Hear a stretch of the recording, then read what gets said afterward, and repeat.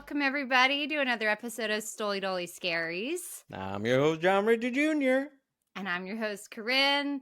And today we are watching the ultimate 80s summer classic, Friday the 13th. They were warned. They were doomed. And on Friday the 13th, nothing will save them. That was beautifully delivered. I was really unexpected. Good job. This film does really always get me in the summer spirit. It always makes me kind of wish I was a camp counselor, even with what happens. I think it would have been a lot of fun. It's the same thing with sleepaway camp, you know? Missed opportunities. I kept thinking I still haven't been to summer camp, when I watch this. It's for the rich people. I don't know any middle-class people that went to summer camp. Do you? I feel like my sisters went, but I didn't. I don't know where they were going. They were going. Oh, that's kind of fucked up. They were actually going to the woods in New Jersey then, but South Jersey. I don't know where Stanhope is or New Hope, wherever they were. But it was in Jersey. I got a lot to say about that later. But this was filmed at a real summer camp in New Jersey, and it's still operational today. It's called it's called something stupid, isn't it? It is stupid. It's called Camp Nobi Bosco. Nobi Bosco. Camp Nobi Bosco in New Jersey. But one of the accounts I follow on Instagram, it's really cool. They will do movie showings at the actual place where the movie was filmed. Like they do it for The Shining. They do it for all kinds of movies. Conjuring. I always want to do it. And they did it this past year for Friday the 13th. So they watched the movie at the actual lake. That'd be so cool. That is fun. We should, in future episodes, we should do a tour of all the places that they filmed at. That would be super cool. That would be amazing. That would be amazing. Today's cocktail is the Camp Crystal Lake Teeny, and we will be taking a sip anytime we hear the iconic all right, here we go. Friday the 13th was released in theaters May 9th, 1980, directed by Sean S. Cunningham, starring Betsy Palmer, Adrienne King, Harry Crosby, Laurie Bartram, Mark Nelson, Janine Taylor, Robbie Morgan, and Kevin Bacon, one of the first films for our old pal, KB. It starts out. It's a beautiful, dark summer night. You hear the grasshoppers chirping. You hear teens singing in the distance. We get a title card. Camp Crystal Lake, 1958. We cut to a bunch of teenagers singing Christian songs in a circle. Losers. Then we get a quick cut to a POV shot of somebody walking through one of the camp cabins, like slowly looking at each of the campers. It's creepy. Cut back to the losers singing another Christian ballad. But now, two of the teen counselors are making overt bedroom eyes at one another.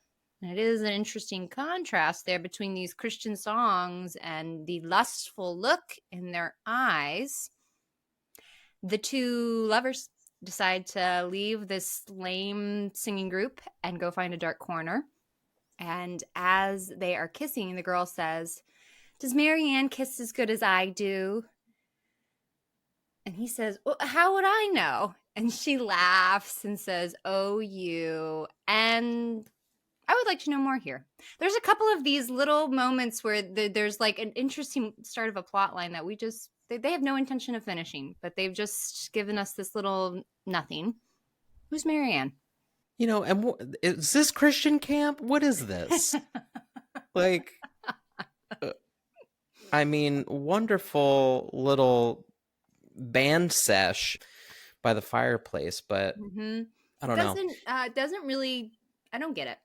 And I don't know if I 100% remember that. The closed captionings were really giving way. I think I always just thought they were singing, Kumbaya, and they ain't. It's very specific here. Very specific. You do know I love a killer perspective. And as this person is going into the cabin, we see all these little kids. First of all, stomach sleepers, all of them, I identify. They're going to have a bunch of back problems in no time. And I do have back problems currently right now. But who doesn't love a couple of youngins getting a little spark in their eye, going to make out in a dark corner? I'm on board. And this is also seems weaselly. The guy right away seems weaselly, and she told when she says, "Did Marianne?" I mean, he's a weasel, listen, weasel. It's a sign of the time. We're all young. We're all making out with everybody. It's a sign of the time. You're right. So they're necking. They start this little plot line that they have no intention of finishing. We don't know who Marianne is. We'll never find out. And Homegirl doesn't care, apparently. So they get up to the where's attic. That dick? They find a blanket. She puts it on the floor. They get back to business. And as this is happening, we get another shot of the POV, whoever's watching them, peeping Tom. And the teens hear them, and they quickly stand up. And the boy goes to defend, like, we weren't doing anything. And suddenly, wah! He is stabbed and, falls back. The girl is freaked. She goes to run away, but not fucking really. She is shuffling to the corner. I hate this so much. Like, what? Go back downstairs. Run in a singular direction. It's weird and, baby girl. I did see that trip, though. That wasn't fake. That trip was authentic. That was the best action she did. Of anything she does, yeah. So she gets cornered. Of course she gets cornered. The person stabs her, and we get like a freeze frame of her like, ah! And then the Friday the 13th titles come in. And this is one of my favorite title cards. This is very iconic. Wonderful. It's scary. And also the music, my God, draws you into this immediately. You know how they got that, right? I don't. Oh. Tell us. When they went to go create the music for it, they were going off of, this is kind of a spoiler, but later in the film we hear, "Killer, mommy, killer." And they wanted to take that literally and create sound off of it. And so that sound, that is the first letters of kill. So K-I-K-I, and then M-O-M-O for mommy, but they put it through like a echo effect. So when they went up to the speaker, they were just like, like they said kill, but it went like, oh, and then yeah, that is really fun. So we get the famous title card. Then we get another title card. Friday, June 13th, the present. We see a young girl walking through kind of a deserted town. There's nobody walking around. She's literally the only person walking through this town. She's got a giant backpack on. She walks into a diner and says, "Excuse me, how far is Camp Crystal Lake from here?" And it's one of those, everyone stops talking and turns to her and just stares. Finally, someone says, "Oh, it's about 20 miles. When another patron chips in and says, "Camp Blood? They're opening that place again?" And this young girl does not look, I mean, she's very undeterred. I fucking do not like this girl. I don't know why. I have such a...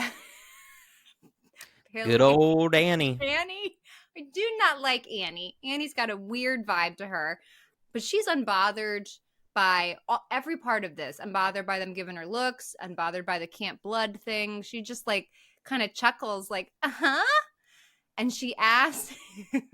She's delusional. She's absolutely 100%. She's very young. Well, also, why is she hitchhiking? She couldn't be more than 16. Where's this bitch live? How did she get here? It She's just seems strolling up the sidewalk. your parents contribute. I mean, I don't know her sitch, but it seems nobody else hitchhiked to the camp. I'll just say that. It seemed a bit weird, but whatever. She asks if there's a bus or something that would take her there. And one of the older gentlemen in the diner offers to give her a lift halfway.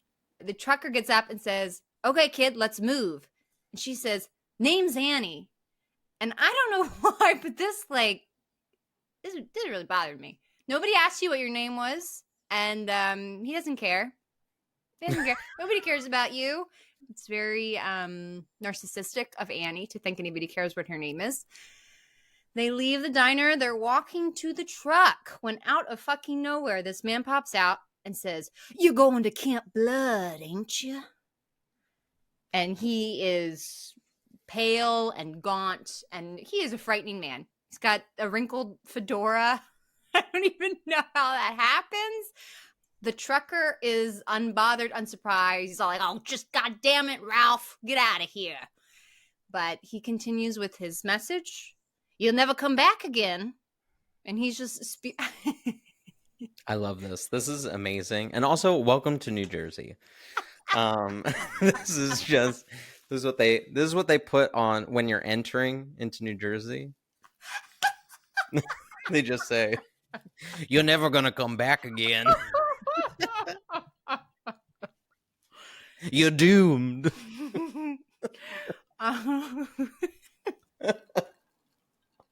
I mean, that guy could have been my neighbor growing up.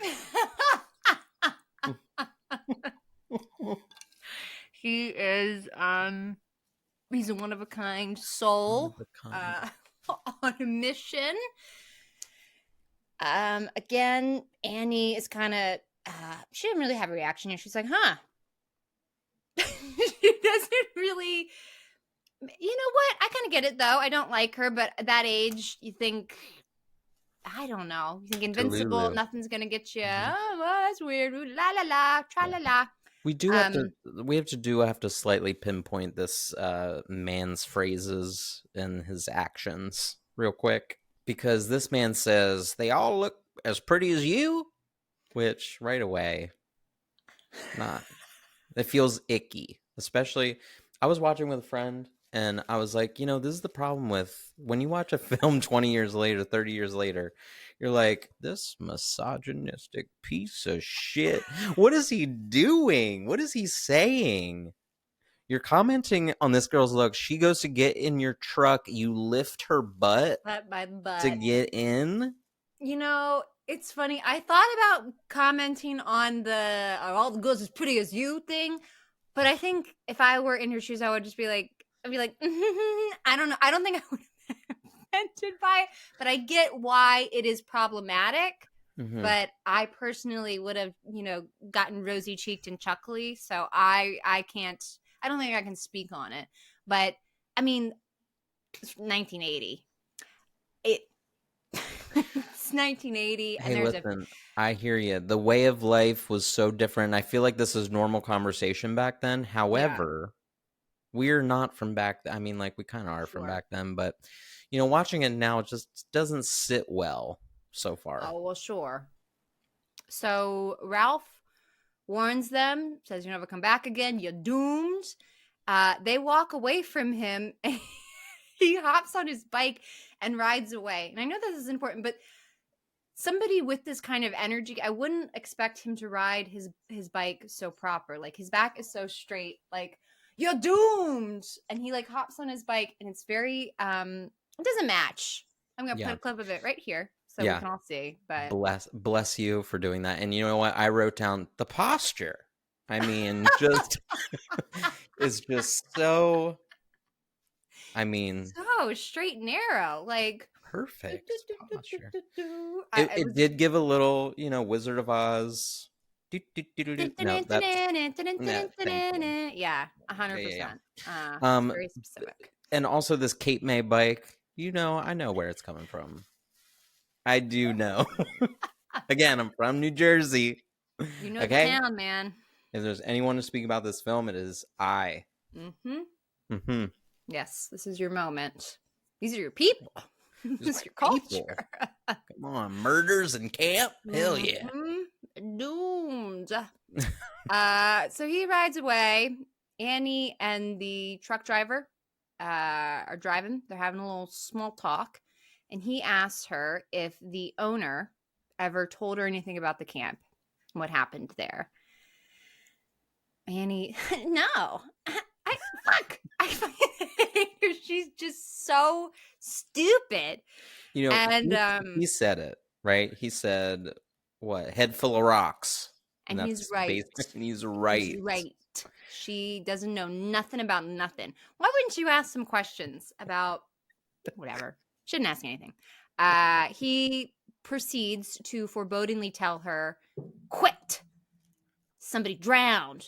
2 kids were murdered. There's been tons of fires. Nobody knows who did it. Quit now. Again, Annie is just totally undisturbed. She's like, I can't quit. And it kind of escalates. They go back and forth. He calls her a know-it-all kid, and she says, well, at least I'm not afraid of ghosts. And she does this stupid little weird laugh. She does. At least I'm not afraid of ghosts.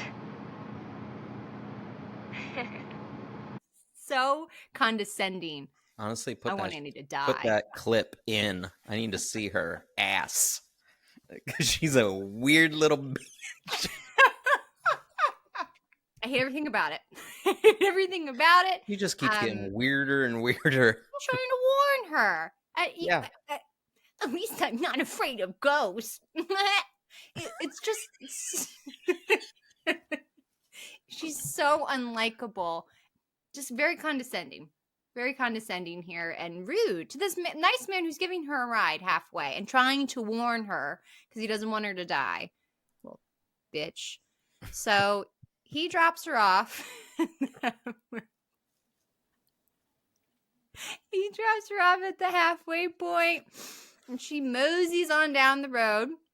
And we cut to a hot banjo tune, and we see 3 kids in a red pickup truck driving. We find out they are Jack, Marcie, and Ned, one of which is our KB, Kevin Bacon.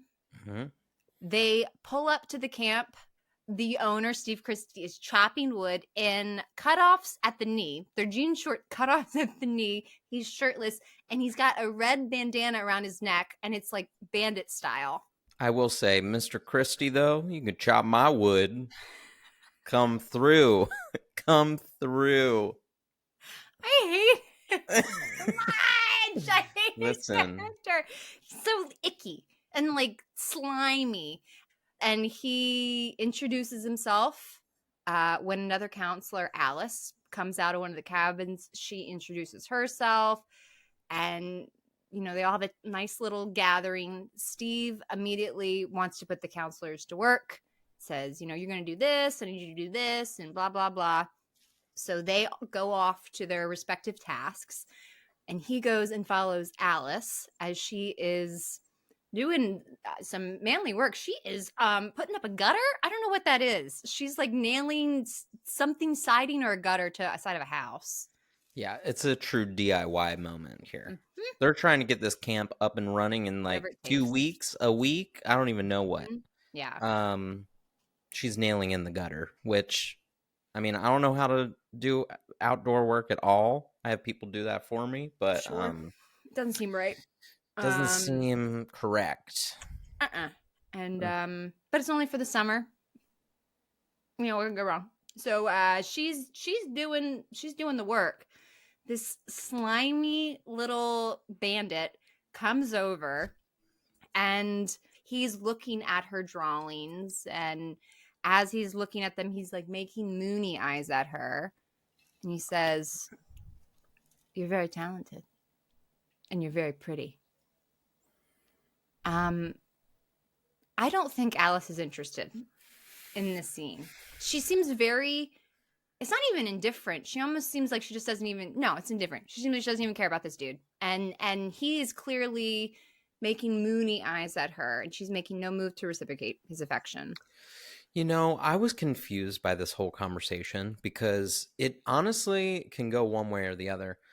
he picks up the drawing book. He sees that she drew a picture of him, and he's like, when was this? And she was like, it's from last night. And then I'm like, are they fucking? Or did something happen last? Did she just like pull this out of her memory? Whatever. Yeah. And then it gets even weirder because when he says, like, I mean, you're very talented and you're very pretty. I think that he is referencing that she's like this pretty girl and doesn't want to do like DIY work. So it's like, alluding to that. That's where it starts. But then she comes out and she's like, I may have to go back to California, straighten something out. So now, how young are you? You're coming from California. You may have to go back. Can you travel alone? I don't know their ages, honestly. Yeah. Like, he seems older. Yeah. She seems younger. What does she have to straighten out? It's a And very then they, vague thing to say. yeah, This is another plot line where I said they'd never finish it. What is she straightening out? That's the most cryptic possible thing you could yeah, ever say. like I gotta her go straighten something. marriage. I'm gonna start using it because it makes me feel mysterious. What could you have to straighten out at 16? Right? It felt like an excuse to me. It felt like I don't think she wants to be there. I think this Mm. guy is creepy. Yeah. So then then it eventually goes to a place where, he's like, try it out, just give it a week, see if, you want to stay or whatever. And she obliges. But then the problem lies in him caressing her face. Mm-hmm. And now it feels ick. I don't like it, and I'm confused. I'm I don't. confused. I feel both ways. So Bad writing. Tell us yes, more. Make it more clear. I feel Drawing a like the lot whole of movie is a little bit of bad writing, bad jokes. Great idea, but sometimes it's not real executed. bad jokes. We're gonna Yeah, get into that it's not too. executed real well at times. And this is one of those times Hmm. because I don't know how to feel right now. Because if they had a prior relationship and she came on to help him, that would be. But we don't know. Right. I don't know how to feel. So this happens. She said she'll stay. He, does the cheek caress. Then we see Alice running through the woods to talk to one of the counselors who's painting the canoe holders. Mhm. And we get a little. She's talking to Bill, who is painting the canoes. Fun fact. I love this fact. I didn't know this. The character that plays Bill, Harry Crosby, he's Bing Crosby's son. And he was the biggest actor in this movie because now we all know Kevin Bacon, but at the time Right. he wasn't anything. He was a nobody. Yeah. And after I read that, I was like, he does look like he has a Bing Crosby essence, but I would have never thought that. I don't think I've ever seen him in anything else. I'll tell you what, you can put any of these people in just pants, no shirt, and suspenders and call it a day. There is no shortage of skin in this movie. Take me to camp.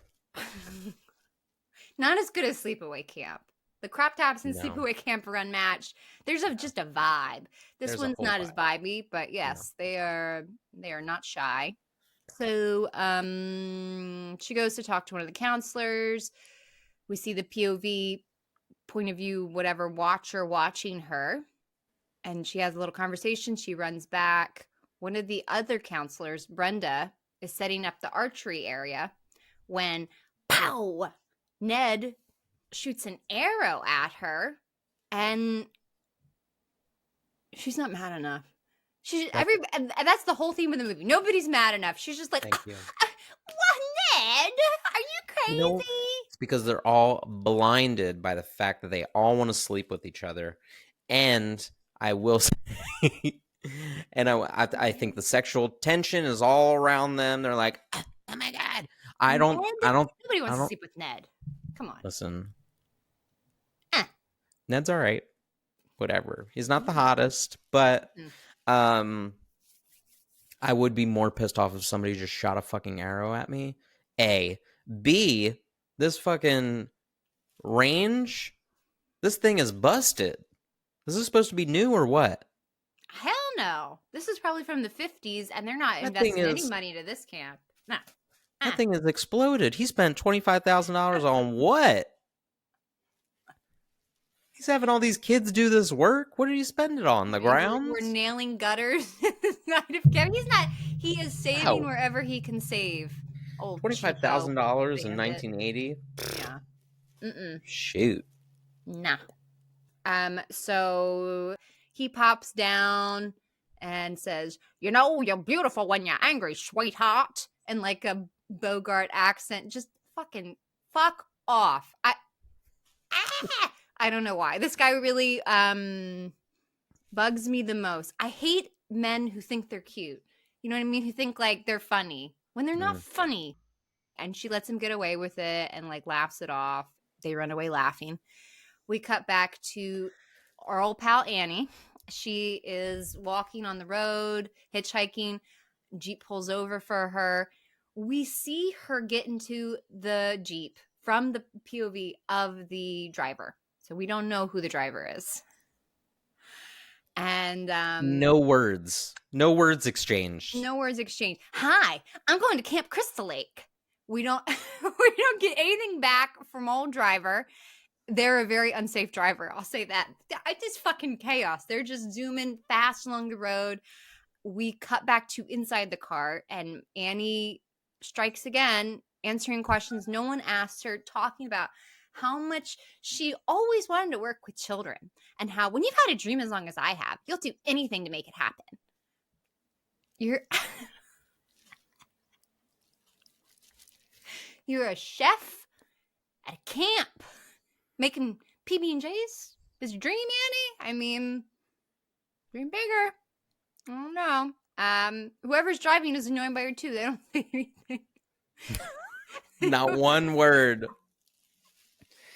And we said something right here. They do not care. They zoom past the sign for Camp Crystal Lake. And Annie is alarmed. She's like, hey, wasn't that the sign for Camp Crystal Lake? There. The music here is so funny to me. It's like a play. It's very weird. And the car just like speeds along. Annie looks really nervous. Now she's begging them to stop. Like, I think we better go back.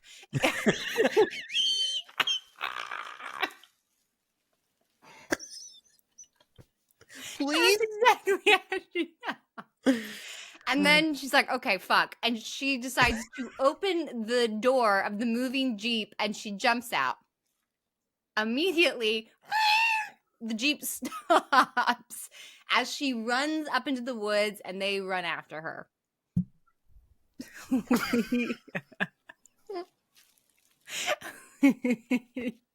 We get the POV chase of them chasing her. It keeps cutting back between Annie's POV and the person's POV and her running through the woods. Eventually Annie falls, of fucking course she does, at the feet of the killer, begs them, says like, no, but then the killer just like slashes her throat. And this is a really messy edit. They like do a like curtain moment where they like, I don't know, but her throat gets slit. Very badly done, but she's dead. Yeah. I'll tell you what. Surprise, cut your throat, bitch. But that special effect is rough. Her skin is a completely different color than her neck. They could have done. They didn't even really have to show it. That's a theme throughout this whole movie. There are like maybe one or towards the end, shit gets a little bit better. But in the beginning, it's these very weird, cheap throat slashes. And I'll tell you what, there are some great kills in here. Mm-hmm. And there are some ones that are just like, you know, yes, a couple done off camera, whatever. 100%. I see you. It gets better. It definitely gets better, but this is not one of the better moments. This is fucking weird. Ain't great.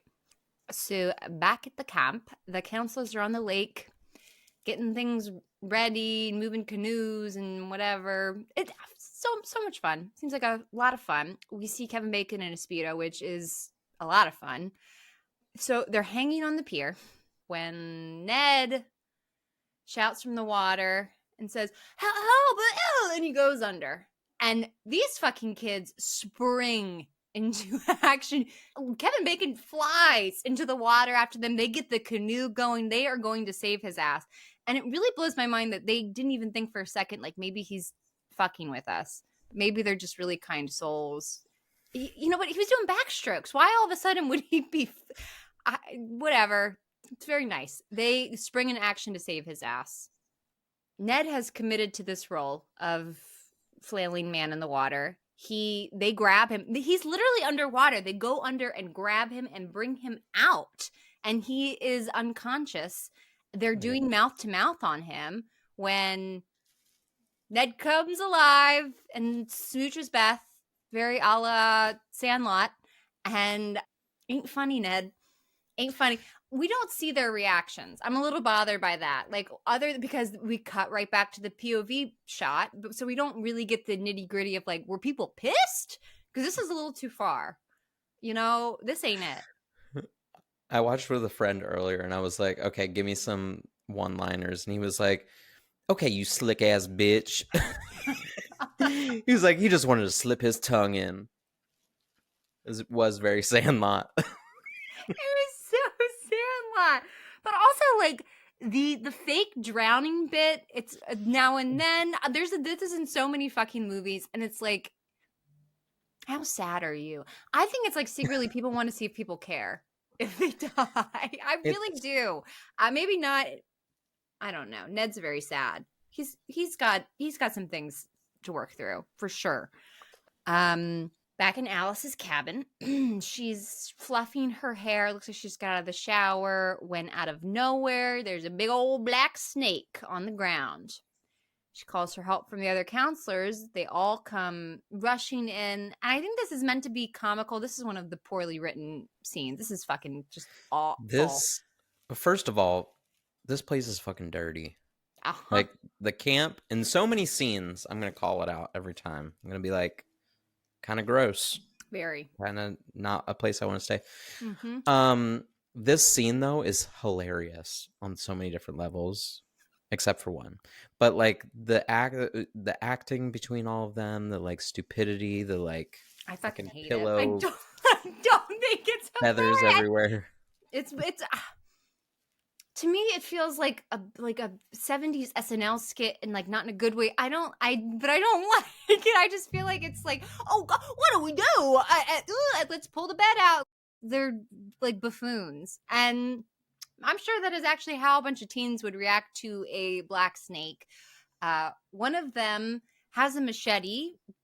I think he's like cutting grass outside, and so he runs in with the machete and he chops up the snake. I do not like this. This bothers me quite a bit that this snake was a real pet. A handler brought him in for the scene. He had no idea they were going to chop him up, and he was like very, very upset about it, which I would have burnt the whole set to the ground. If I brought Herbie in and they chopped him up, this bothers me to no end. How dare they? That is pure evil. To chop, why did they have to do that? Like, this was the most unnecessary special effect. This wasn't there's no reason to do that. And like they said, the handler was very upset. Like, he was crying. There's rumors that he could be heard like crying in the scene. I didn't hear anything, but I wouldn't blame him. We encourage it, though. See if you could hear. Please do tell us. I did not hear, but it was very sad, very unnecessary. So they chop up this fucking snake, no reason. Didn't do a goddamn thing. Marcie, being so clever, says, well, at least we know what's for dinner. And they all like howl with laughter. It's so stupid. I hate the writing. Hilarious. I really do hate the writing. I'm telling you, there has never been a movie where I felt more like I like the idea of it more than what it actually is. It could have been so much better, and it's a bomb idea. And this is one of the only movies I would say that I would really want them to remake it in an 80s way. Kind of like, if anyone's ever seen American Horror Story 1984, it's one of my favorite seasons, but they do a play on this, and it is so good. I would love for them to remake this and make it 80s, but just make it better. Yeah. I don't think they're really banking on the selling point to be the writing. I think they're like, we got to make a Oh scary shit. film and we got to make it. Yeah. It's very obvious. Well, at least we know what's for dinner. Whatever. So Brenda and Marcie are walking through the camp talking about what they're going to actually eat for dinner.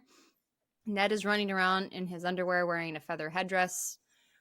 I I don't know why. Okay, cue in the racism.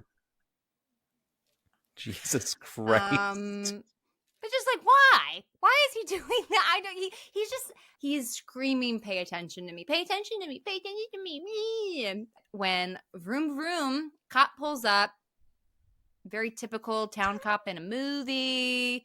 What y'all been smoking? You stop talking, boy. It's total nonsense. Tells them he's looking for Ralph, the town crazy who we saw earlier, the doomed man. He apparently escaped. He can't be found, and he's dangerous. And he doesn't look for him at all. He literally pulls up, says, "Y'all seen Ralph? All right." He makes a couple of rude comments, tells them they're stupid, weird kids, and he zooms right back around and leaves. We cut back to the kitchen. Alice is tidying up. She's putting pots and pans away. She goes to open the pantry, and who is standing there? Ralph. She's chilling.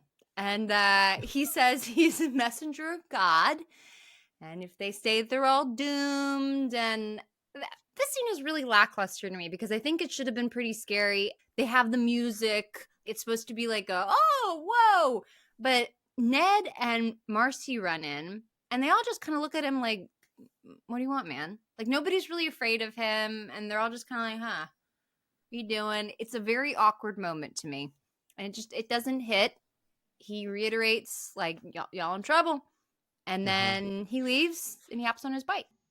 So later that evening, Ned is by the lake, and he seems a little contemplative. It's almost evening. He's just hanging out. He seems lonely. I think he's looking for his own Marcie. He looks over and he sees somebody in one of the cabins. So he goes to investigate, and we see the vantage point of him entering the cabin and asking somebody like, hey, do you need help? And then no more. We don't know what happens to him. We cut back to our lovers, Jack and Marcie. They're on the other side of the lake, and they're talking, and she tells them that she's worried about Ned because he's acting like a freak. And then it starts to storm. They run to the cabin. They're soaking wet. They light a candle, decide to get romantic, and they start getting busy on the bottom bunk. Get a great tushy shot of Kevin Bacon. When the camera pans up, and we see old Ned dead in the top bunk. And like, these bunks aren't that big. I don't understand how they couldn't have seen the dead body. Like, they are low. There's no way they wouldn't have seen it, even in a dark cabin. And they making love by a candlestick? I love that. I think that's great. It's precious. So they finish. Good for them. Marcie goes to run to the outhouse to pee. She goes out in nothing. Just her undies. Little undies and a little t-shirt. And good for her, man. She has no fear. And it's pouring. I mean, it is pouring. You know, she's got this little flashlight. And this outhouse is far. So as she's going out to pee, Jack is laying in bed waiting for her to come back. He lights up a joint when suddenly blood drops on his forehead. Then a hand comes from underneath the bed, pulls his forehead back, and an arrow shoots through the bunk bed, somehow right through his throat, which is just incredible aim. How they did that, I don't know. That's a very impressive killer. It's crazy. Honestly, this whole scene is iconic. You know, the way that they shot this, Kevin Bacon had to like prop his head up, and then they got the arrow through the throat portion of the prosthetic, but then the blood was just pooling, so the guy underneath had to like blow into it to make it like spurt out, which is wild. It's crazy to me. This is really impressive for 1980. Most of the practical effects of this movie are trash, but the fact that he had to stick his head through a little hole, and they built a whole ass prosthetic body to complete this scene to do that is just really wild to me. I also read that Kevin Bacon said he gets more asked for autographs with a picture from this movie than any of his other movies. Everybody wants a signed photograph from this particular scene more than anything else he's ever done, which is shocking to me. I would have thought Footloose. I would have thought, because I always kind of forget that Kevin Bacon is in this movie. It just, for some reason, I totally never registers with me. But very iconic scene, and they really only had one take to get it, which is why he had to do the blow bubbles, because they knew they would have to build a whole other fake body. Yeah, a whole rig. Like that was a commitment to this. So honestly, I remember this scene from when I first watched it, like as a kid. It's extremely memorable and really terrifying. Of all the scenes of this movie, I think this is the one that gets me. There's one other scene, but this one is like the most nightmare fuel for me, because the idea of somebody reaching up from underneath the bed. How low was that bed, and how long was she hanging out? I'm sorry, that was a spoiler. How long were they hanging out underneath the bed? Like, ew. And also, it goes back to our like funny moment of thinking about how the killer moves. Okay, kill Ned, throw him on top of the bunk, get under the bunk bed. Like, listen to these two teens have sex, and this is a low-hanging bunk bed, so you know it had to be. And she was under. They were under. It's so difficult. They were under there, just chilling. Well, what? Commitment, a big commitment. So Jack is dead. It's a bummer because he was a babe. We cut to Marcie, who has made it to the outhouse. She is peeing. When we see someone enter the outhouse after her, she does her business, and she is washing her hands, doing a Katharine Hepburn impression in the mirror. This is us every morning. What does she even say? You look so pretty. Something. I don't know why I didn't write it down. I don't know why. I don't know what she's saying to herself, but it lasts too long, and it doesn't. I don't know what's going on here, but these kids are weird. She's doing her impression when she suddenly hears something. So she goes to check it out. She thinks it's the counselors messing with her. You guys. She goes to open the shower room, and she's doing one of the, pulling the curtain. Nobody's there. And as she's looking, we're in the vantage point of the shower. We see behind her that someone is raising an axe. She turns around, and we get the slowest scream. What? She does get one of the worst kills. She gets an axe straight to the face. And it's crazy to me that we went from sad little slit throats to the arrow through the throat to the axe in the face. Like, this person is getting very brazen, and they're up in the ante here. It's intense. I mean, this is a pretty good shot with the axe in the face. I'm not gonna lie. Yeah, it's much better than the slit throat for sure. So she is dead. Just toast. We cut back to the main camp cabin, where we see Bill, Alice, and Brenda playing strip Monopoly. How silly. When, bam, the door to the cabin bursts open from the storm. And this leaves Brenda to realize, like, oh, I left my windows open in my cabin. I have to go fix that. This is a weird... I don't know if that would have been my immediate reaction, especially because this girl at this point, she is in her bra and panties playing strip Monopoly, having a few brewskis. I don't know if I'd be worried about my cabin windows, but she's immediately like, I got to go take care of this. We'll play this another time. Doesn't put her clothes on, grabs a raincoat, and heads out the door. This is a true horror moment because they always have to isolate themselves, right? She gets this beautiful green raincoat on, though, so I'm not mad at her.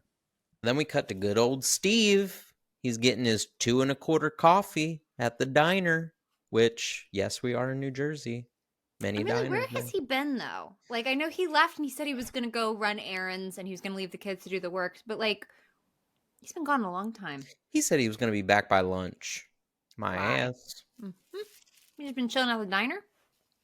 Chilling at the diner, huh? Mm-hmm. Trying to catch someone. This is a wholesome moment, though, because he's talking with Sandy at the diner. She's got her nice shades on. She's giving him coffee. She's dining out. Mm-hmm. Until he exclaims, I've got to get back to camp. I've got 6 new counselors up there, and they are babes in every sense of the word. What does that mean, Steve? I, does it mean like green? It I doesn't don't. feel that way. Like, I think that is maybe what the words are intended to mean, but the way he says it is creepy. It's a little creepy. Is it meant to be like? Is that what the term "babes in Toyland" and like all? I think it is Maybe. meant to be like, yeah, they're just Yeah. green, unseasoned. I was like, maybe he's not a womanizer after all. I However, no, he is. I think Sandy's the real winner in this scene. But anyway, he makes his trek back through the rain in his Jeep, whatever he's got. Then we cut to Brenda. She gets to the same bathroom as Marcie, and the shower curtain slightly ajar in the distance. But they like to use this concept, right, to let us know that where the killer is at all times. Even though like hand slightly pulls back the curtain too. Really terrifying to me. That I think that is maybe the most terrifying scene in the whole movie. This like light hand in the distance, and then Uh-huh. it like disappears. It's like, Yeah. ooh. Right. This is where I wrote what happened to gut instinct. Because there's a moment where she does like, and I wouldn't go investigate a rustle, but um she knows something's up, and so it's kind of interesting to know like what would you do in this moment? She's a kid. Kids never want to think anything's wrong. Teenagers Yeah. never want. That's not even just teenagers. People never want to think anything is wrong because Mm. then you have to deal with it. And so it's so much easier to just think it's the wind, it's the rain, it's fucking nothing. You Mm-hmm. know, you don't have Mm-hmm. to do anything about it. The only other thing that bothers me is that after Marcy's death, there's no blood, there's no mess, there's And nothing. there would have been a bloodbath. That was an axe to the face. So there's some holes here. Then we go back to Steve. His car, of course, stalls out on the Sure. side of the road. And then all of a sudden, police officer comes up around the bend in this snoozy town where nothing is happening, apparently, except on Friday the 13th. They're just patrolling the area like so. It must be nice to have a patrol cruiser handy. But As soon as it feels like as soon as he breaks down, whoop whoop, whoop whoop yeah. whoop whoop, whoop, like there he is, ready to save the day. My God, Mm-mm. how lucky for Steve. Yeah. Steve gets out of this one pretty easily. Mm-hmm. So he picks Steve up and tells him he'll take him back to the camp, no problems. Then we get the point of view from the killer watching Brenda from outside because she went back to her cabin. And then we hear the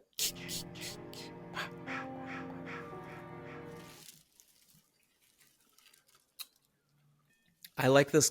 Well, I like the killer's perspective, but I do feel like it brings a little bit of a voyeuristic nature and a creepy nature to like what's happening. And also, it's a horror movie. It should be scary.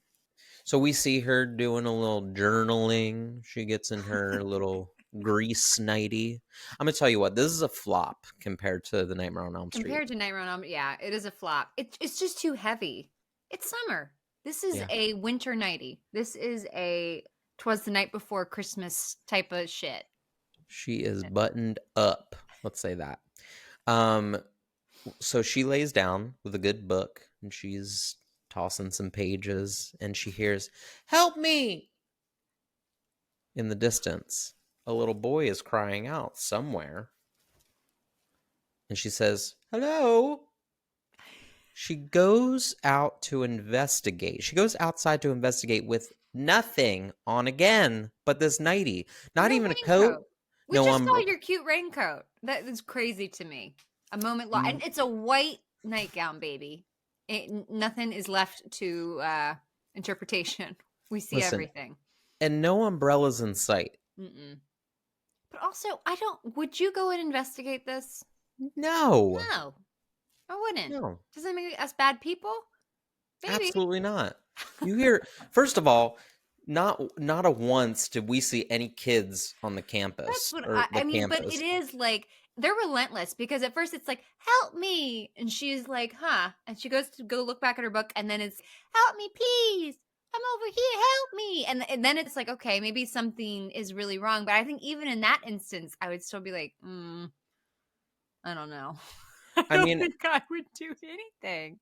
I think maybe I might look out the window to see if it's like nearby, but Yeah. if it's not, it's too dark. It's wet. Mm-mm. No, She's I'm off walking. duty. Camp hasn't started yet. There Exactly. no responsibilities right now. Mm-mm. Exactly. But nonetheless, she goes out to investigate and she is looking all around the campground. She's listening to this voice. She's going everywhere. She finally gets all the way to the archery range and we see a hand flip all the lights on. All the spotlights on the archery range go onto her fully. And she's out there getting soaked. Her whole nightie is wet, And heavy. It just looks like the heavy. heaviest nightie of all time. Like she is carrying pounds of weight there. She looks like the most helpless person Mm-hmm. in this moment. Yeah. And you know what? You did this to yourself because you followed this voice. And then we get a scream of hers off in the distance, off camera. We don't see anything happen. We just hear her scream. Then we go back to Alice and Bill. Alice is fiddling on the guitar by the fire. And Bill comes in from the outside. He was making sure the generator was all good. And she notices, or she tells Bill that she noticed someone turned the lights on at the archery range and she heard screams, she tells Bill. And when he goes to look out the window, he doesn't see anything. He's like, the lights are off now. And so Bill decides, well, we better go check it out. Why? You know, Why? I think Bill is meant to be that sort of like our knight in shining armor. Like I he's the could one that's see gonna that. like. I could see that for sure.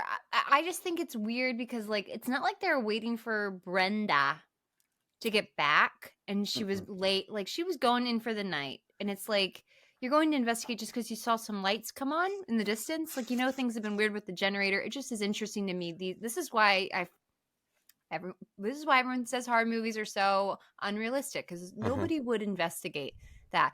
I always think of so I listened to like one of the Crime Junkie, one of these podcasts, and it was a case of these people that idolize the guys from Scream, the movie Scream, and so they tried to murder their high school friend in the same way.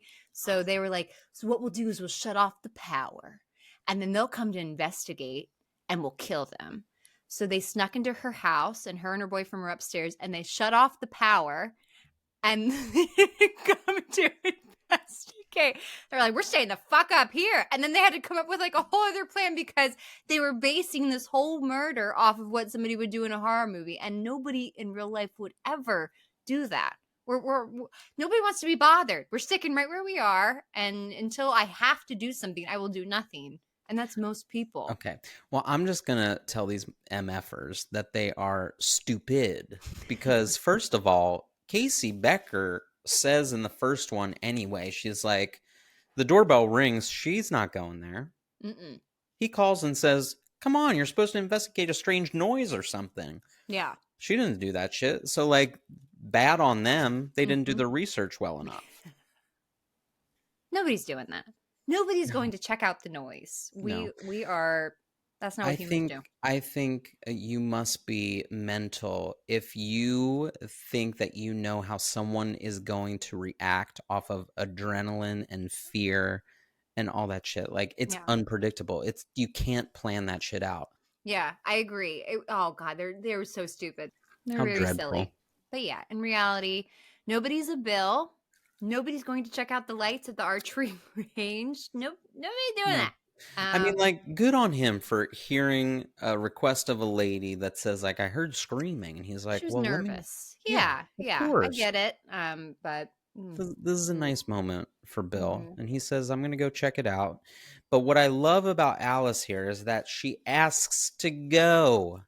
This is the first time a smart decision has been made. Yes, 100%. I agree. Thank you, Alice. Let's get our raincoats on. Let's head back out. Camp Crystal Lake. They get to good old Brenda's cabin, but it's empty, baby. They notice a bloody axe on her pillow.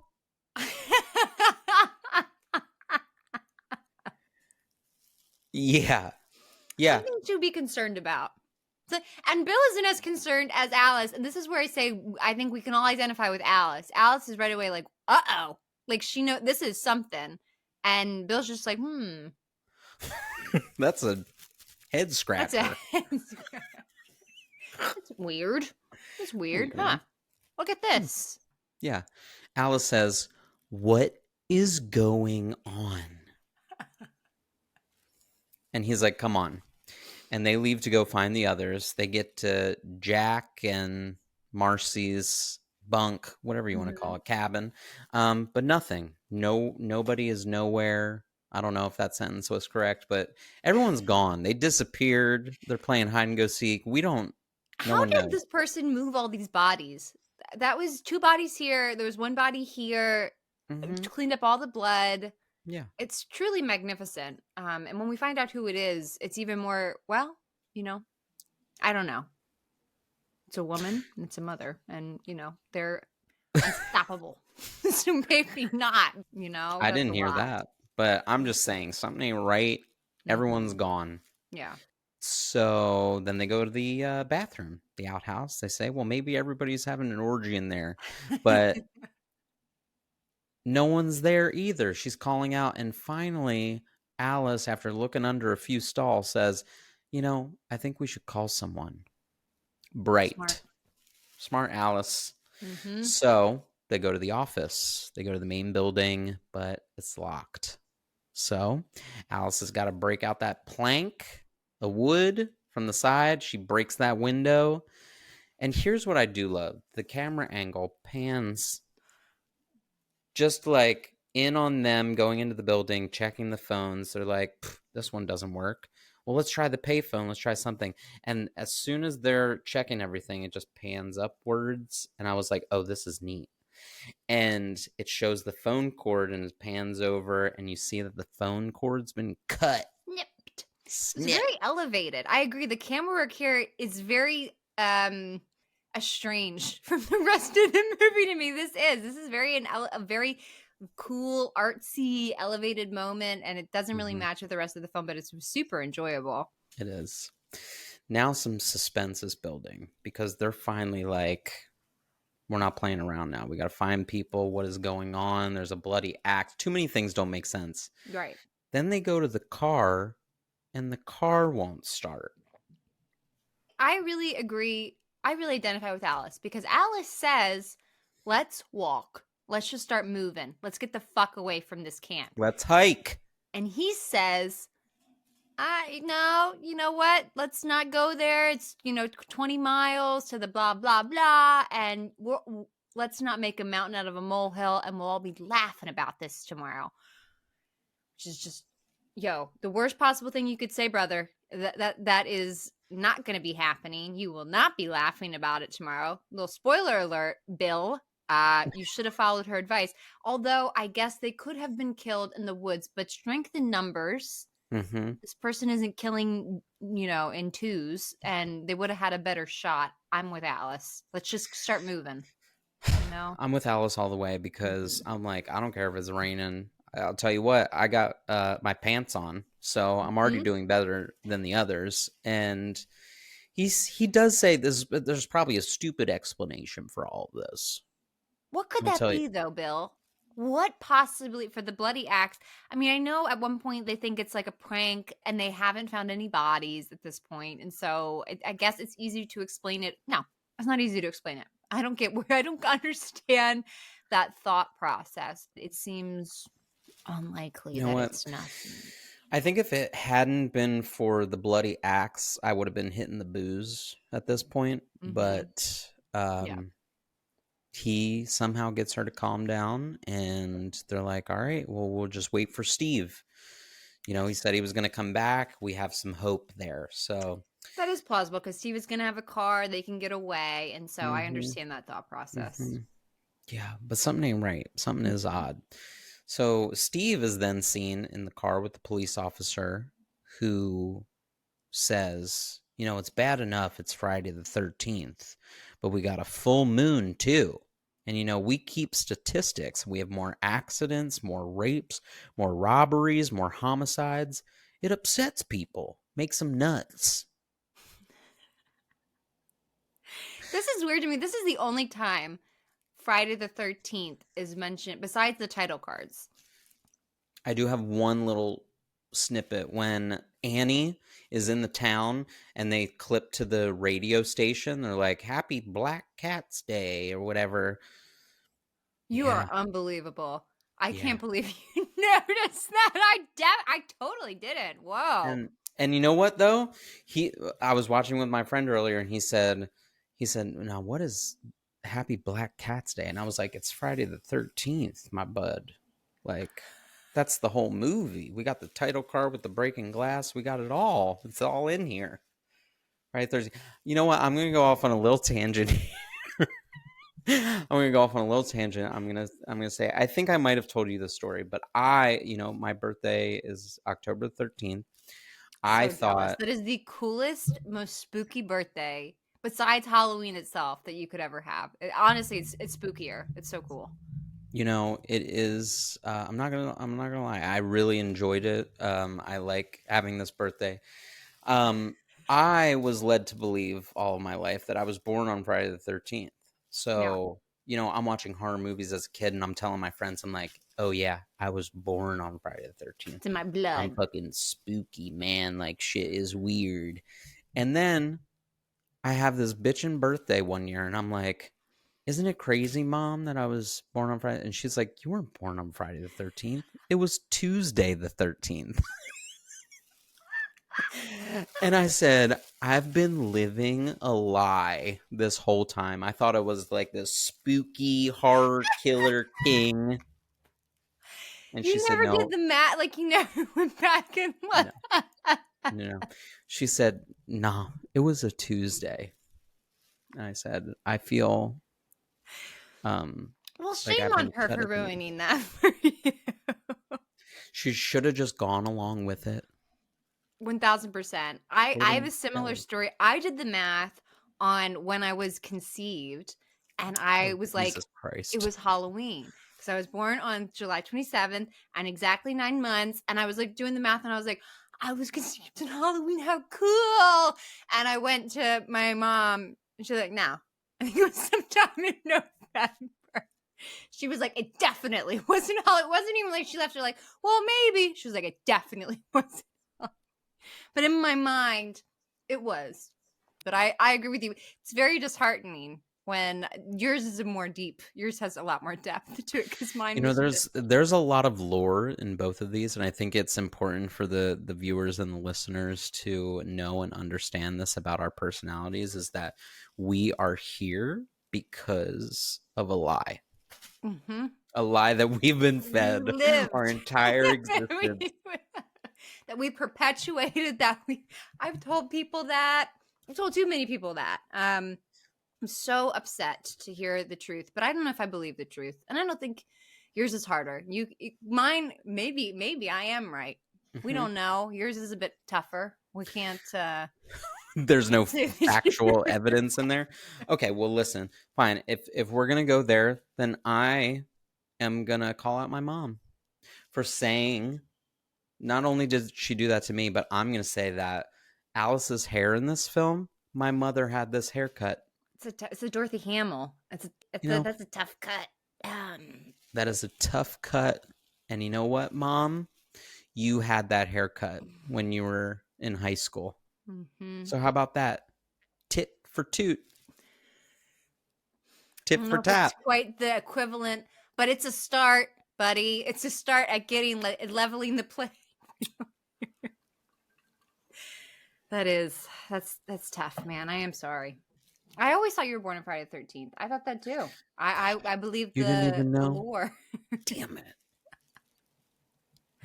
It's all right. It's okay. It's still spooky because every once in a while your birthday will fall on a Friday the 13th, and that is cool. You know That when I is got really cool. redemption? Let's hear it. When I turned 13 on Friday the 13th. That's righteous. That is really cool. Oh, Yeah, I got him back. so cool. Either way, Steve's not buying it, but he says, you make science out of coincidence. All right, bro. Steve. Anyway, Officer Tierney gets a call about an accident. They need to use the jaws of life to get 3 teenagers out of a car wreck or something. So he has to drop Steve off a little further than the entrance of Camp Crystal Lake. So he lets him off on the side of the road. He's not that far, so Steve gets out and starts walking in his yellow raincoat. You know what? I forgot to mention. Steve drives a Jeep, and if you'd never seen this movie, I can't remember the first time I saw this movie, and if I already knew who it was, that's such a stinky, because. But it's very suspicious to me that basically the same car that picked up Annie is the same car that he's driving. Yes. And a part of me is like, was the budget so low that they could only afford, like these 2 cars, or are they purposely trying to make us think could it be Steve? I think it is both. I think 2 things can be true here. Because you're right. When I did watch it with the friend earlier, he was like, so maybe it's Steve. And I was like, oh, well, because I've now watched it several times, I'm like, well, I know. But the whole feeling of the film, too, is true also horror fashion of like a whodunit sort of thing, because we're never getting a lot from the killer. We get like a shot of their feet walking to kill Annie. We do get their like hand pull back the leaves and we see a ring on the finger. Oh, I don't remember seeing that. Yeah, I was trying to like find out moments where like you get to see them, but you never really do. Yeah. You don't see them in the car with Annie. They don't talk at all. Like a lot of the setup is like you're still trying to figure out who this person is and why they're trying to do what they're doing. Right. And so Steve is a possible suspect. So anyway, Steve starts walking in the rain in his yellow raincoat, and Steve reaches the sign to Camp Crystal Lake, only to get up to it and be blinded by a flashlight in his face. Very bright flashlight. They do a camera shot at the sign, and it's just a big old light. You can't see who's behind it, and so we know it's not a good sign. And they get up closer, and Steve says, "Oh, hi. What are you doing out in this mess?" And then they get closer, and Steve gets... I mean, that was a cum shot moment. That was an O face from Steve. That was a really good impression. This is a great clue because whoever it is not a man. It's not anybody threatening. And this was almost too much of a clue, I think, that they gave away, because it wouldn't be another man. Even if it was another counselor, male, I think he would have had a different reaction, like, what are you doing out here? His elevated voice and like his kindness. What are you doing here? It automatically makes me think it's a woman. Interesting take. Didn't get that? I didn't get that. No, I wasn't thinking about it. I don't know if it necessarily reveals gender to me, but I also feel like it feels familiar. It feels like if it were one of the campers that it would be a different tone, but because it's a familiar timbre of the voice that he uses, it feels like familiar, like they know each other. Right. Either way, Steve gets gutted. So quick. Bye, mustache. We get back to the kids at the lake. Well, they're hoping on Steve to show up, so they don't know yet. And we get a point of view shot of the killer going to stop the generator. lights out, baby. We get this kind of like panorama shot of like the lake and the camp and all the lights, and then just go power down. Bill lights the old lantern, and Alice is kind of asking, like, what do you think happened? Do you want me to go with you? And Bill thinks the generator might be out of gas. So he tells her, why don't you stay here and try to get some sleep? And she kind of nods off on the couch. And here we go. Isolation moment again. Here, Bill gets it back on. We go out to the generator to take a look-see. Puts in the tab to see, where the gas is. But, ta-da, it's full of gas. Uh-oh. So he goes to kind of like check the flame underneath, and then kind of cuts away from him. We're thinking like suspend something. Yeah, like we're waiting for somebody to be behind him. This is a weird scene. I feel like they missed the mark here. We're waiting for something to happen, and then we cut to Alice coming out of a deep sleep, waking up from a nightmare saying, Bill?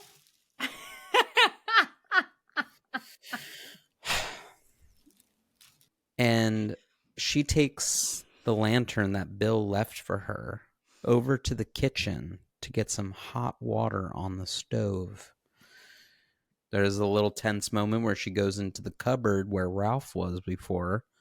It's a little dark in there. We don't know what's happening, but she comes out with the sugar. She's getting her sugar intake. And she's kind of like stewing in the kitchen a little bit. She's kind of stuck with her thoughts. So she says, you know what? I'm going to go try and find Bill. In her mind, she says this. She doesn't actually say that. So she gets her raincoat on. Put up. And she has pants on. And she reaches the generator and finds Bill's raincoat and lantern, but no Bill. And so she's kind of a little bit defeated. She goes to shut the door to that cabin, and Bill is stuck to the door by 2 arrows. Yeah. He got fucked. Poor little Bill Crosby. It's really sad. Stuck in the eye, stuck in the chest. You know the thing, this little tidbit about his situation?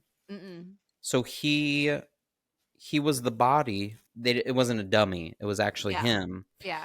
And they used something to make the blood. And because it was near his eye, he actually got it in his eye and was like slightly blind for a little bit. That's wild. Right? People are doing the most for this flick. Killing snakes, going blind. I don't know. I don't like it. We can also say that the screenwriter had a different title in mind. He was going to call it A Long Night at Camp Blood.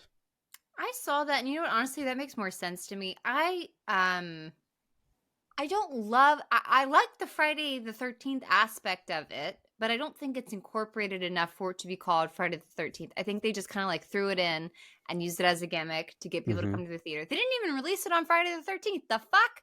When I found out it was released on May 9th, it's like, y'all, what are you doing? I don't know. I think they didn't lean into it enough. Yeah. And it's something that you really should lean into. This was a moment that was missed to me. Yeah. Okay. Now we get Alice in her full tilt moment, screaming bloody murder. And I'll tell you what, she's a good screamer. But she goes back to the cabin, and she is literally patting this door with everything she can find. Everything but the kitchen sink. I will give it up to her. This is how we know she has brains. She's getting this rope. She ties it to the beam. That's the only smart part of this, though, because, yeah, she gets the rope. She ties it to the beam. She ties it to the doorknob. But then she puts all this shit against the door, and it's open. It's open from the outside. What is that going to do? Make someone trip? The rope around the door, brilliant. Everything after that is like, baby, you ain't thinking. You ain't thinking straight. Because this isn't going to do anything at all. I mean, it stinks that the door opens up from the outside, though, because there's only so much you can do. I get it. But, like, she is putting everything against that door. And I'm like, maybe she forgot. Maybe she's panicked. I don't know. She's losing it. She's not thinking Mm. so correct right now. Yeah. So we see that all play out. She's putting everything she can up against this door. She's crying in the moment. She's freaking out. Then her dead friend flies through the kitchen window. All of a sudden, though, she sees a car coming up the road. So she's thinking, this has got to be Steve. I got to get out here. So she moves all the stuff from the door that she barricaded. She gets out there and she runs up to the car and she's thinking it's Steve. And she gets to see who it is finally. And this older woman comes out of the car. Alice is confused. And then this woman says, "Oh, hi, I'm Mrs. Voorhees." She says she's a friend of the Christies and she's here to help, but you have to calm down because Alice is freaking out. She's like, "You got to help me. They're all dead. They're going to kill you." Mrs. Voorhees thinks she's overreacting. And she says, "It's just this place and the storm. Like, that's why you're upset. Like, calm down. I'll go take a look. I'm not afraid." And we're immediately like, first of all, who the fuck is this? A. B. I mean, like, the woman kind of has like a creepy air about her. And also, she's not scared. Meanwhile, like, some shit is going down. This seems too weird. Yeah, too easy. I will Too say, easy. like, the introduction of an older mom-like woman brings comfort to me. She's in this great sweater. Awesome fucking sweater. A little cable knit. And you think, okay, here's mom coming to fix the problem. She's got a mom haircut and she's very unthreatening. I would never think this woman would be responsible for any kind of death, even though she's a little weird and a little creepy. She's gaslighting Alice. Yeah. So Mrs. Voorhees is played by Miss Betsy Palmer. And fun fact, she took the part so she could buy a new car. Yeah. Which is classic, right? She thought that the script was trash. She was like, if I wasn't looking for a new car, I wouldn't have taken this on. Yeah. So anyway, Mrs. Voorhees takes Alice. Come on, show me what you got. And she goes in, and it's funny knowing now, like when she goes in, she's like, oh my god, she's like seeing this for the first time, but maybe not really. She finds a dead girl in the kitchen, and she says, "So young, so pretty. What monster could have done this? Oh God, this place. Steve should have never opened this place again. There's been too much trouble here. Did you know a young boy drowned here the year before those two others were killed? The counselors weren't paying any attention. They were making love while that young boy drowned. His name was Jason. I was working that day that it happened, preparing meals. Here, I was the cook. Jason could have been watched, should have been watched, every minute. He wasn't a very good swimmer. We can go now, dear." The way that she does this is, it gives a whole lot in one run-on sentence. First of all, did you know a young boy drowned here? A. The counselors weren't paying attention. Accusation. They were making love while that young boy drowned. His name was Jason. The day that it happened, I was the cook here. He should have been watched. He wasn't a very good swimmer. She is telling her full business. Mm-hmm. She's revealing a lot here. Yeah. She's revealing a lot. Quickly. Like, she comes and sees the body, and here we go. This is the story. So young, so pretty. Somehow I go into like a Dr. Evil like mentality and like, so young, so pretty. Dr. Evil. Alice says, "I think we should wait for Mr. Christie." Tearing up. Mrs. Voorhees says, "Oh, that's not necessary." Okay. All of a sudden, we hear this little boy's voice again saying, "Help me. Help, mommy." We're getting flashbacks of this kid drowning in the lake. It's a special moment in the film. Yeah. Where we get flashbacks. The kid is screaming, "Help me, mommy." And then she speaks out to him almost and says, "Oh, I am. Like, I am going to help you." I got you. And then she goes back and forth between like calling out to him and like calling to an unknown presence. Nothing is there. And Alice is watching this whole shit show unfold. And she looks at her and says, "You see, Jason was my son. And today is his birthday." Ding dong. Friday the 13th, baby. I Get do like that. There's into like the it. tiniest connection. Yes. The Mhm. tiniest. Okay. Alice says, "Where's Mr. Christie?" And Mrs. Voorhees says, "Oh, I couldn't let them open this place again. Could I? Not after what happened. Oh, my sweet, innocent Jason." And now we're getting into the psyche of Mrs. Voorhees, which is like, not for nothing, pretty well done. Like it makes sense. Yeah. Mm-hmm. And then she looks at her and she says, "You let him drown. You never paid any attention. Look what you did to him." And she grabs a knife and she comes after her. I'll tell you what, this is good. This is Mhm. wonderful. This is now, but now you see the actual psychosis happening Yeah. because she is like, it wasn't just any old campers, counselors, whatever you want to call them.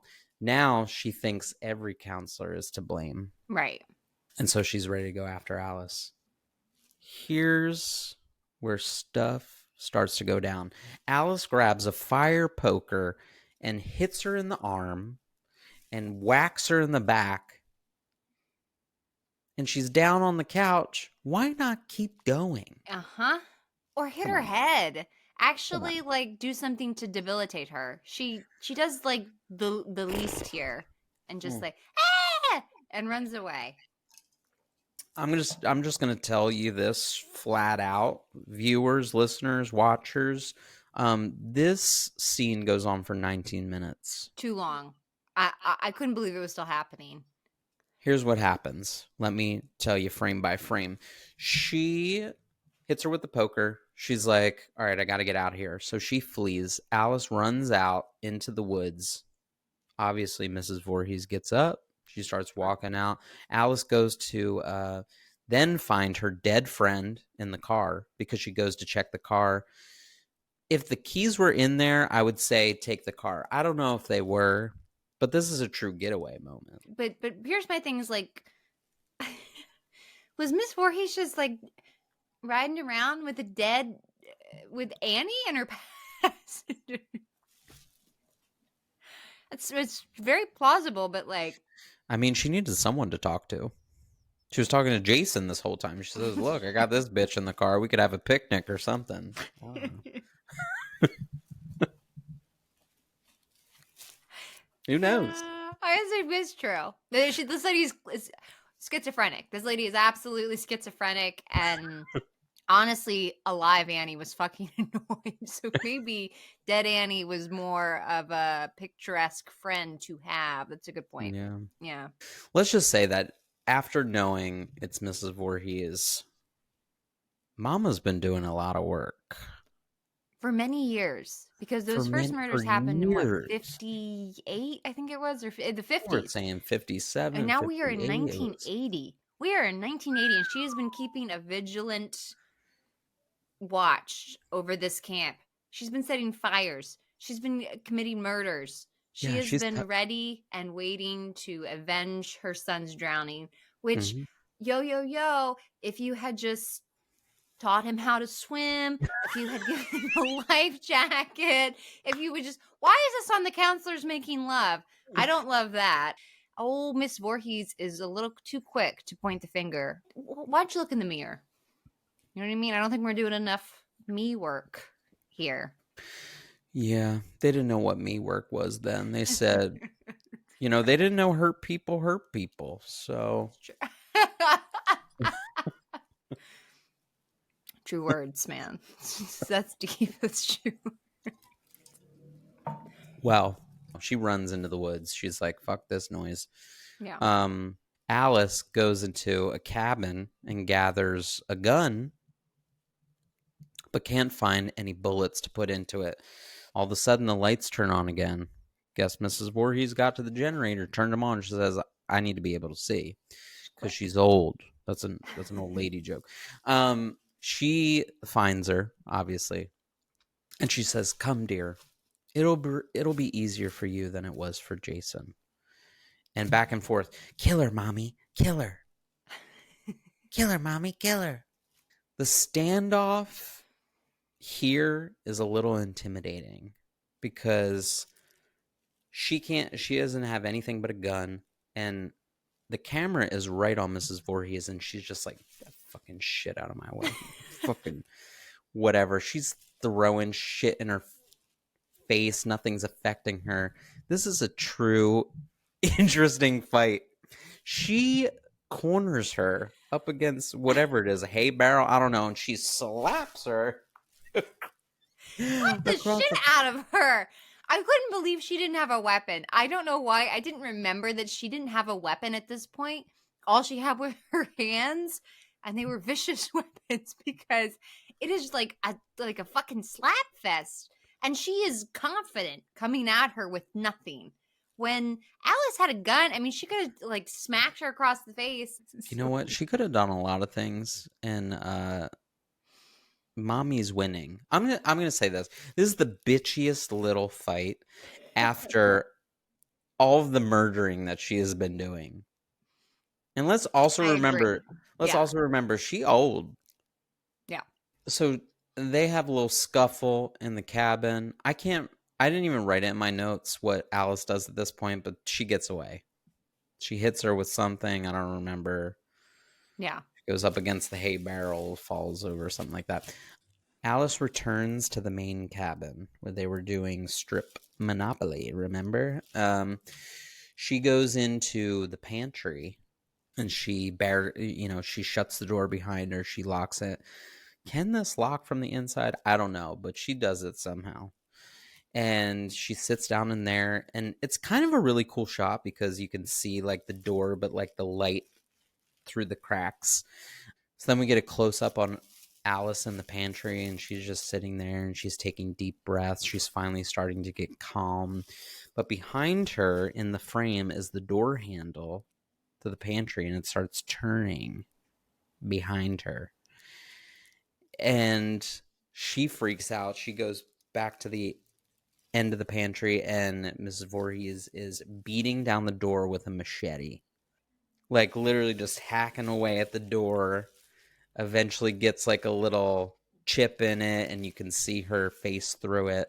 And the only way for Alice to protect herself is getting whatever is behind her, anything. So she finds a frying pan, and Mrs. Voorhees opens the door and she smacks her in the face with it, knocks her out. But she sees a little bit of blood and then leaves. Like, would you not be smashing this woman's face into a bloody pulp? I was really judgmental, but then I was like, okay, I understand. Like, you never want to kill somebody. I don't want that on my back. I get it. But I digress. I agree. I think maybe she could have done a little bit more here, a little bit more to debilitate her to where she could have actually gotten away. Yeah. I hear you. I see you. I feel that. Alice thinks it's over. So she goes down to the old lake, finds some peace and quiet. And she's down at the old fucking water's edge. And she sees a shadow and then a reflection in the water. And here she is again. This bitch don't quit.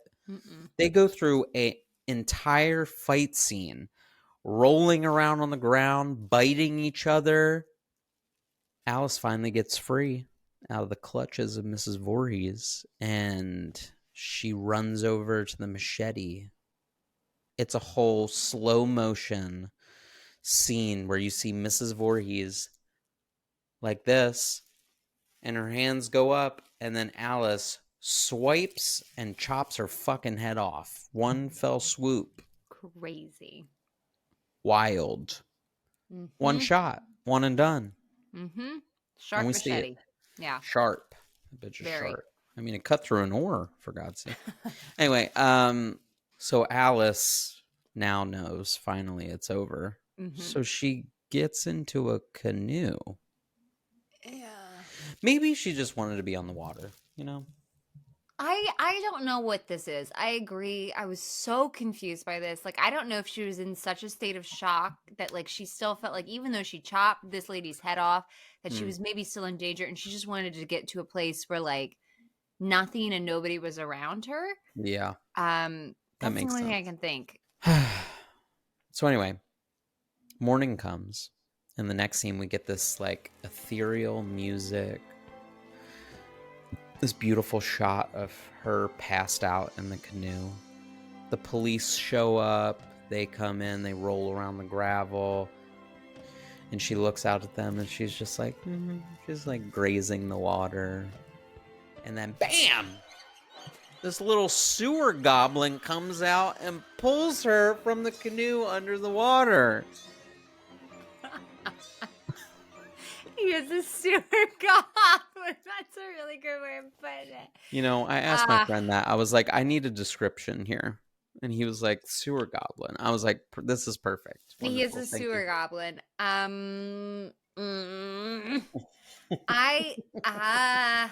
I know for a fact they specifically based this off of they wanted a last scare like Carrie. Yeah. And I hate that last scene in Carrie. So there's a few movies that try to do this shit. But I feel like they were too on the nose. Even the music, the dreamlike quality almost reminded me of Nightmare on Elm. It was too on the nose for me. But specifically the music was so reminiscent of that last final scene in Carrie. I mean, listen, we talk about Jason a lot. We've been discussing that for the last 19 minutes and hearing him and saying, and like, do I feel like, I mean, this little kid is going to pop out of the whatever. Everything else up to this point seems plausible and like, you know, somewhat it could really happen. But then this kid coming out of the water feels like, you know, they're trying to make a franchise, Henny. So they need that money. And they did. Do I love it?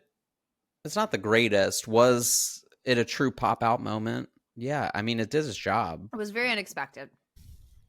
So Alice gets pulled into the water and we're like, what in the fuck? Yeah. But then she wakes up in the hospital screaming. And the doctors, everyone around her is saying, don't worry. It's all over. They give her a little medicine in the butt cheek. Policeman next to the bedside says, your folks are on their way up. And she looks at him and says, is anyone still alive? And he shakes his head. 2 of my men pulled you out of the lake. We thought you were dead too. Do you remember very much? And she says, what about the boy? Is he dead too? They're like, who? She said, the boy, Jason. In the lake, the one who attacked me, who pulled me into the water? He says, ma'am, we didn't find any boy. She's like, then he's still there. And then they cut back out and we're back to the peaceful, ethereal music on the serene lake. And we're panning closer to the water's edge and we see bubbles on the surface. Something's under the water. Dun, dun, dun. Roll credits. I don't like this. I hate it because there was an art to picking Pam. Sorry. Also, I didn't know that. It's not revealed that it's Pamela Voorhees until like the third installment or something when we see a gravestone. She's only referred to as Mrs. Voorhees, which color me shocked. Regardless, I think there's a real art to her being the killer. It's unexpected. It's great. And I think once they crossed over into Jason being the killer, I feel like it cheapened the franchise. And I know I say that, and then there's a fucking million successful movies, but he was a deformed young child that it obviously didn't grow up under the water, and they never really explain how he becomes a grown man and starts killing people. Mhm. I hate it. And I'm not Mhm. the only one, because they asked the director to come back and film the second one, and he refused because he hated the concept of Yeah. Jason, and he thought it was cheap and lame and awful. And then it became this whole huge franchise, and he retracted his words and said, okay, I guess that was something. But I Yeah. don't think so. I think he was right. You know, I don't dislike the ending. I mean, there's a lot of things in this movie that I like more than the ending, but it's not the worst. I mean, like, it could be worse. I thought it was interesting that she was the killer. And Yeah. I think somehow in her being able to like speak to him and maybe like take on some sort of odd strength, like to be able to throw a body through the window or stick somebody on a door or to like do any of the shit that this bitch did. I was like, has some supernatural things happening. Yeah. Yeah. No, I totally agree. I think the ending of this movie is really brilliant. I just hate what the whole franchise. I don't even hate what the franchise became. I just wish they would have made it make more sense. And I really do love the second one. Is probably my favorite of the entire franchise. I love the second one.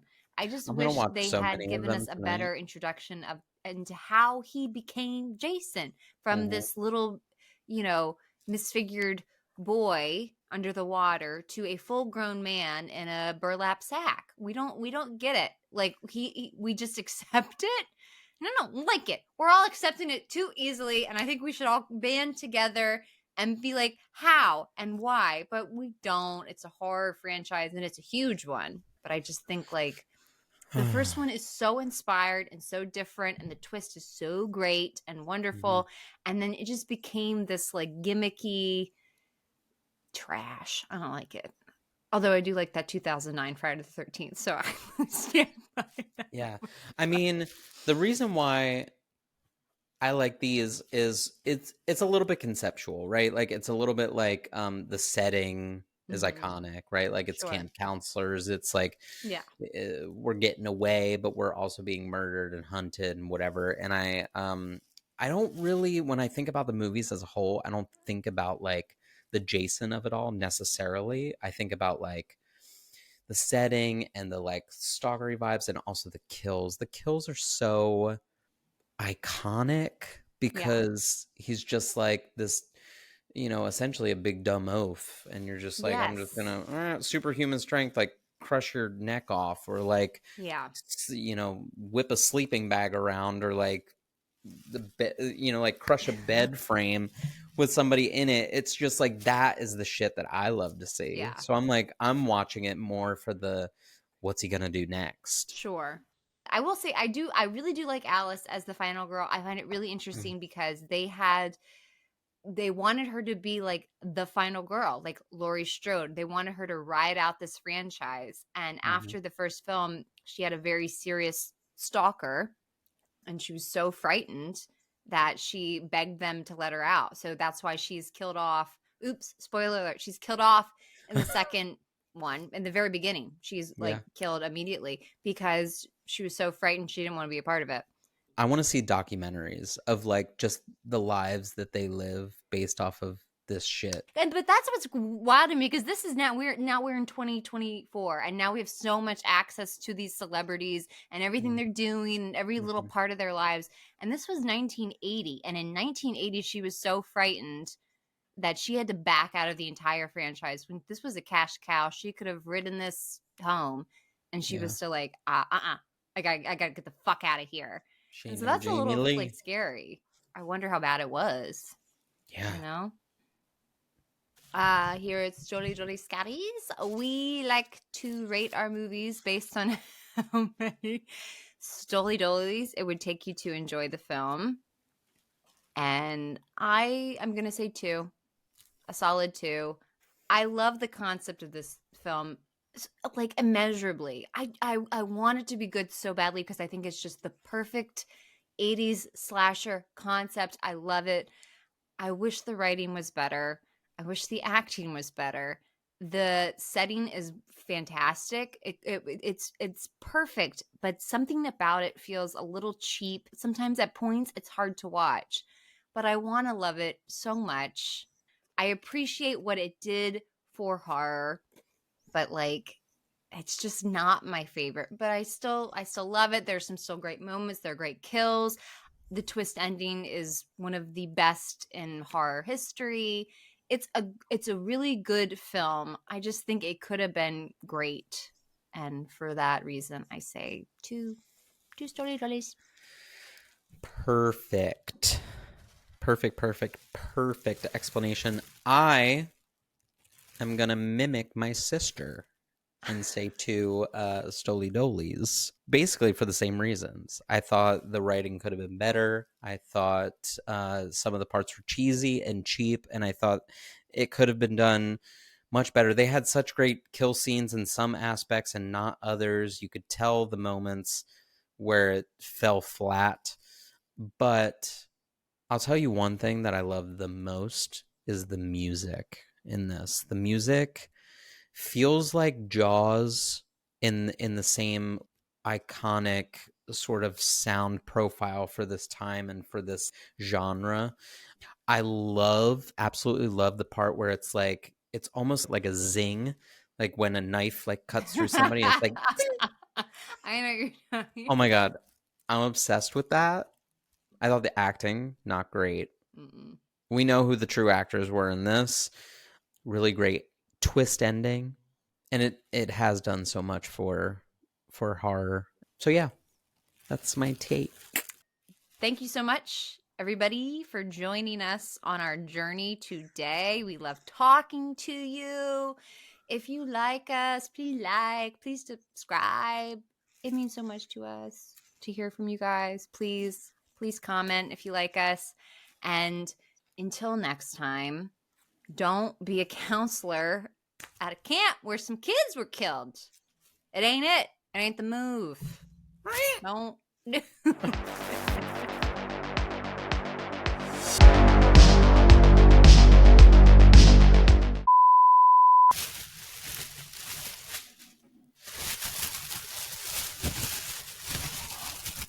Brenda, Bill, and Alice have been playing strip monologue. What on earth? Kyryn,